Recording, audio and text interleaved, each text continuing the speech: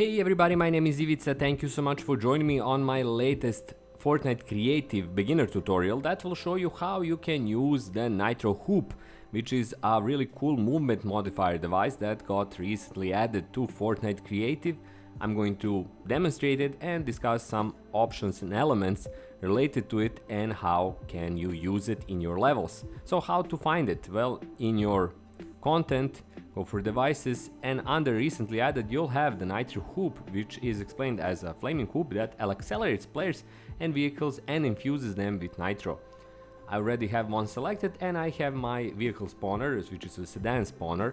I'm going to use both and kind of demonstrate them to you. The first thing you'll notice when you have your hoop selected, it's pretty big, but of course you can modify the size and resize it by simply growing and shrinking it. You can't move it to smaller than this, but you can of course enlarge it quite a bit. So let's place a kind of a big version, and after that you can enter its settings. So let's customize it. Under basic options you have your base type, which is halfway and none. It determines, as you can see, what kind of base hoop. Halfway is intended for hoops that are halfway in the ground, so if you want to have a buried one. We have the ability to enable cooldown and the amount of cooldown or duration that will take place. Under all options we have all of these, but also a stand. So let's add a stand, short stand at the very bottom. When you enable, the enable fails down of cooldown or not, cooldown duration again, but you also have cooldown game start, round start, player velocity, which you can modify here. So let's push it up to maximum, vehicle velocity. And this is also interesting, Epic Games now added that these options of functions and events are now also present under all options. As you can see, enable, disable, allow cooldown, disable, disallow cooldown, start cooldown, on triggered, which is send on player send event, triggered by device, start cooldown, and also enable. So as you can see, this is the kind of basic option for the Nitro Hoop. But now let's place a vehicle spawner here. And let's test out the hoop in action or the gameplay itself.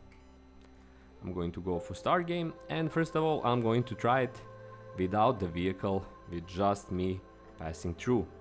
So there you have it, and the nitro is on. As you can see on my legs I have the nitro boost. You can see it in the lower left corner as well.